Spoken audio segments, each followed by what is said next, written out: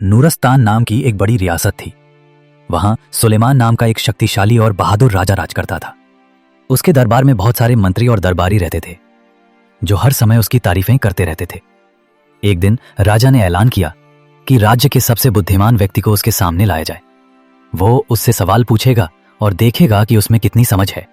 ये सुनकर बड़े बड़े ज्ञानी डर गए, क्योंकि अगर राजा नाराज हो गया तो वो सजा दे सकता था। उन्हीं दिनों शहर में एक साधारण दरवेश आया जिसका नाम था बाबा हिकमत। वो एक पेड़ के नीचे बैठता था, पुराने कपड़े पहनता था, लेकिन उसकी बातें बहुत ज्ञान से भरी होती थीं। लोग उससे सीखने आने लगे। जब राजा को बाबा हिकमत की खबर मिली तो उसने उसे दरबार में बुलाया। बाबा हिकमत चुपचाप आया, झुककर सलाम किया और खड़ा हो गया। राजा ने हंसते हुए पूछा, दुनिया की सबसे बड़ी दौलत क्या है? बाबा ने कहा, संतोष, क्योंकि जो संतुष्ट है वो खुश रहता है। राजा ने फिर पूछा, सबसे बड़ी ताकत क्या है? बाबा बोला, ज्ञान, क्योंकि ज्ञान से ही इंसान सही रास्ता देखता है। बिना ज्ञान के ताकत खतरनाक होती है।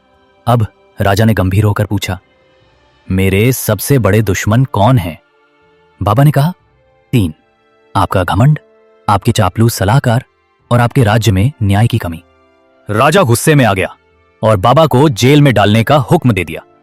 लेकिन बाबा मुस्कुराया और बोला, आप मुझे कैद कर सकते हैं, लेकिन सच्चाई को नहीं। कुछ समय बाद राजा के मन में बेचैनी रहने लगी। उसे नींद नहीं आती थी। एक रात वो अकेला बाबा से मिलने जेल गया। बाबा शांत बैठा था। राजा ने कहा, मेरे मन में अब बहुत सवाल उठते हैं, क्या आप मेरी मदद करेंगे? बाबा ने कहा, अगर आप सच्चाई को सुनना चाहते हैं तो मैं जरूर बताऊंगा। इसके बाद राजा ने बाबा को इज्जत से महल में बुला लिया। वो कई दिनों तक बाबा से सीखता रहा। उसने दरबार से चमचों को हटा दिया और जनता के लिए न्याय के दरवाजे खोल दिए। लोग अब राजा को दिल से मानने लगे। एक दिन बाबा ने प्यार से कहा, अब मेरे जाने का समय आ गया है। राजा ने उनके पैर छुए और कहा, आप हमेशा मेरे गुरु रहेंगे।